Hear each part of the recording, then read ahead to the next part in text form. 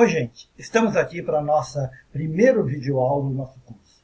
Começaremos a tratar o fenômeno elétrico a partir da lei de Coulomb, que é a primeira manifestação matemática relacionada com o estudo mais sistemático do fenômeno da eletricidade. Vamos então à nossa videoaula de hoje. Começaremos então falando da lei de Coulomb.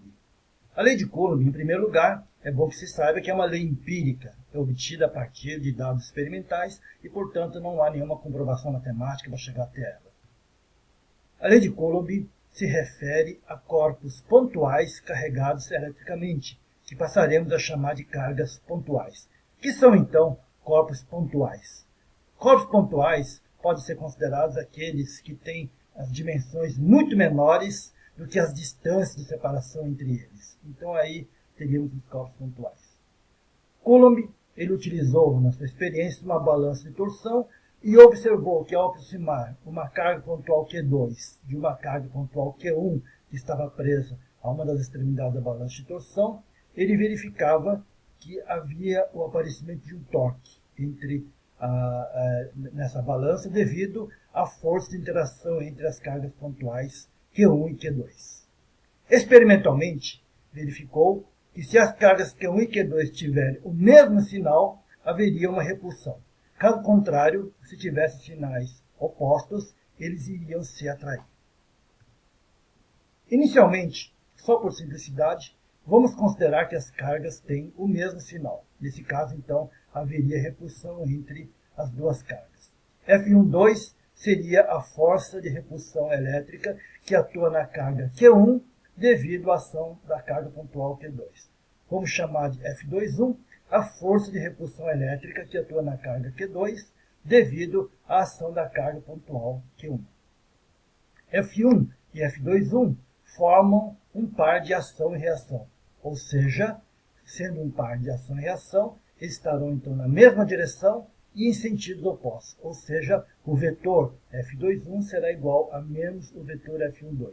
Dois vetores de mesma direção e sentidos opostos. Ainda experimentalmente, Coulomb verifica que o módulo das forças, o módulo F21 e o módulo de F12, é diretamente proporcional aos valores das cargas Q1 e Q2 e é inversamente proporcional ao quadrado da distância D de separação entre essas cargas. Assim, Coulomb verifica que há uma proporcionalidade do produto das cargas Q1 vezes Q2 e é inversamente proporcional à distância D ao quadrado. Temos aí então essa relação de proporcionalidade, F12, o módulo de F12, que é igual ao módulo de F21, é proporcional ao produto Q1 e Q2 dividido pela distância de separação ao quadrado. Bom, vamos avançar um pouco mais. Se nós temos aí a proporcionalidade, sabemos que podemos escrever na forma de uma igualdade. O módulo de F21 é igual ao módulo de F12, que vai ser igual a uma constante de proporcionalidade K, que multiplica o produto Q1 e Q2 dividido por D ao quadrado. Então, esse é o cálculo do módulo da força de repulsão entre dois corpos pontuais Q1 e Q2.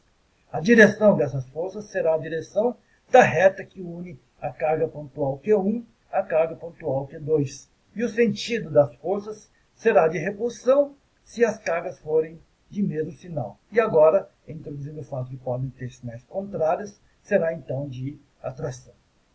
Vejam que nós estamos aí falando muito até conseguir definir exatamente essa força de atração e de repulsão. Vamos então, nessa altura, introduzir a notação vetorial e com isso conseguir escrever de uma forma bem mais compacta tudo que está nessa tela escrito em uma sucessão de palavras, definições. Então vamos lá introduzir o que a gente chama de uma notação vetorial. Então, para o cálculo da força elétrica entre dois corpos pontuais Q1 e Q2, vamos introduzir a notação vetorial. Como é que isso acontece? Então, temos ali a nossa carga Q1, a posição da carga Q1, ele vai ser denotado pelo vetor posição R1. Decompondo nas direções dos eixos X, Y e Z, o vetor posição R1 vai ser igual a uma componente X1 na direção do eixo X, uma componente Y1 na direção do eixo Y e uma componente Z1 na direção do eixo Z. Nessa altura, é bom nós frisarmos que muitos autores preferem usar os versores IJK para as direções dos versores dos eixos x, y e z. Nós vamos adotar a notação de x chapéu, y chapéu e z chapéu para os versores nas direções desses três eixos. Vamos ver mais à frente como isso vai ser mais conveniente. A posição da carga Q2 é dada por um vetor R2, que vai ser igual, então, a componente x2 na direção do eixo x, y2 na direção do y e z2 na direção do eixo z.